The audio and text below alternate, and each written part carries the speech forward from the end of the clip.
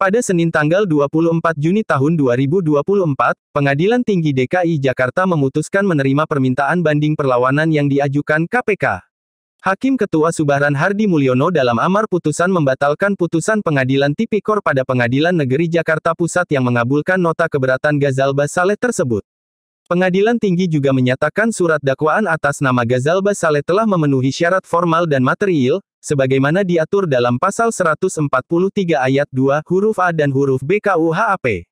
Terkait keputusan ini, Ketua KPK, Nawawi Pomolango memberikan pernyataan pada Selasa tanggal 25 Juni tahun 2024. Ia mengapresiasi keputusan itu dan meminta agar penahanan Ghazalba dilanjutkan seiring dilaksanakannya kembali persidangan.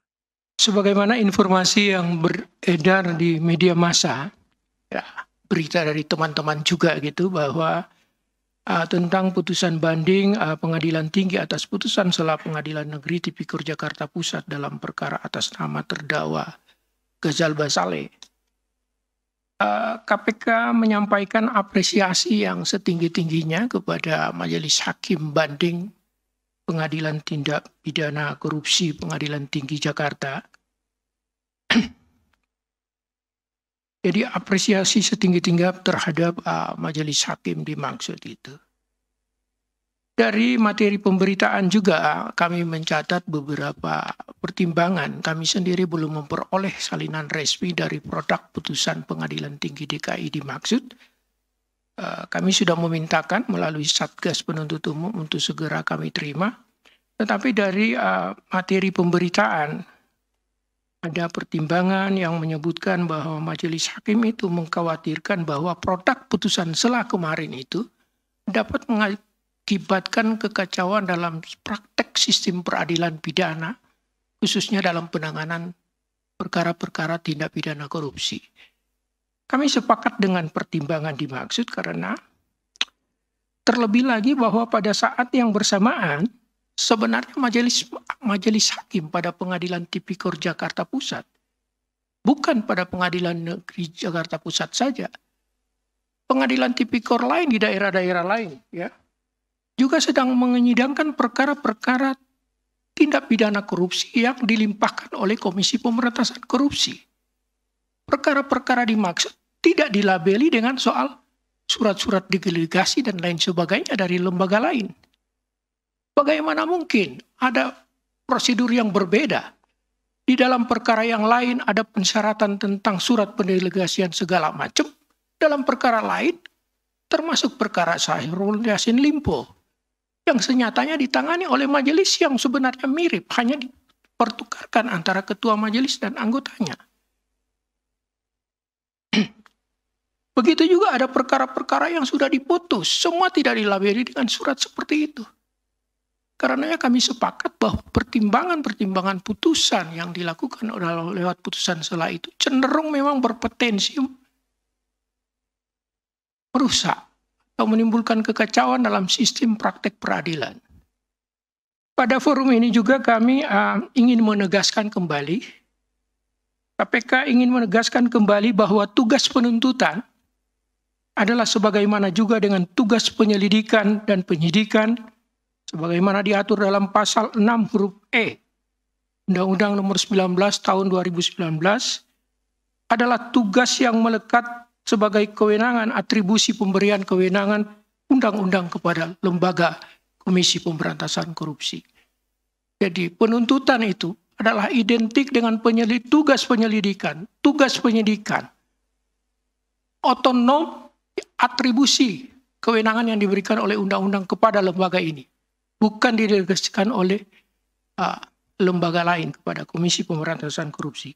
Hal ini sejalan dengan pengakuan bahwa KPK adalah lembaga negara yang independen dan bebas dari pengaruh kekuasaan manapun, sebagaimana yang diuraikan di dalam pasal 3 Undang-Undang 19/2019.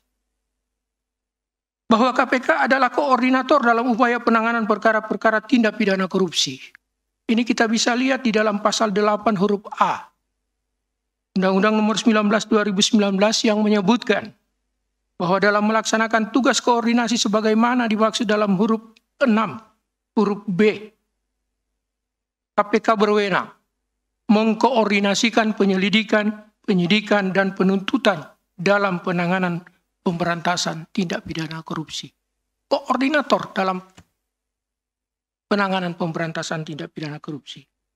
Selanjutnya, dengan adanya putusan Pengadilan Tinggi DKI yang telah membatalkan putusan Pengadilan Tipikor pada Pengadilan Negeri Jakarta Pusat, Komisi Pemberantasan Korupsi meminta agar Pengadilan Tipikor Jakarta Pusat untuk memulai kembali pemeriksaan perkara atas nama tersangka Ghazalba Saleh dengan catatan mengganti susunan majelis hakim terdahulu dengan majelis hakim yang baru.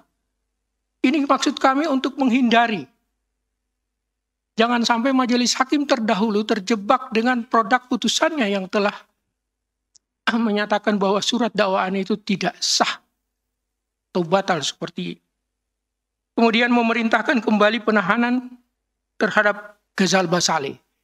Jadi penahanan tersangka ini adalah sudah di dalam tahapan penahanan majelis hakim. Jadi KPK hanya bisa berharap dalam penanganan kembali, status tahanan itu kembali dilekatkan kepada majelis hakim.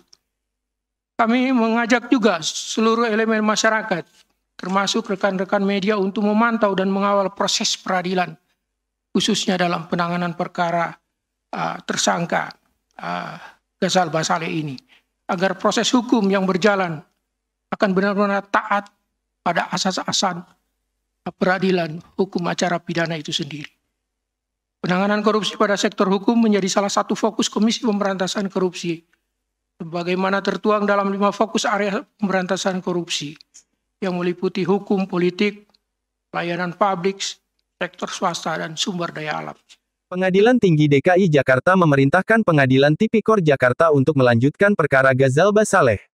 Dalam perkara dimaksud, Ghazalba didakwa menerima gratifikasi dan melakukan tindak pidana pencucian uang dengan total senilai 25,9 miliar rupiah terkait penanganan perkara di Mahkamah Agung. Atas dakwaan gratifikasi, Ghazalba terancam pidana dalam Pasal 12B Junto Pasal 18 Undang-Undang Nomor 31 Tahun 1999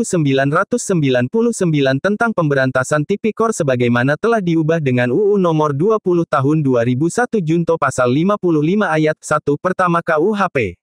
Sementara atas dakwaan TPPU, Ghazalba terancam pidana Pasal 3 UU Nomor 8 Tahun 2010 tentang Pencegahan dan Pemberantasan TPPU Junto Pasal 55 Ayat 1 Pertama KUHP Junto Pasal 65 Ayat 1 KUHP.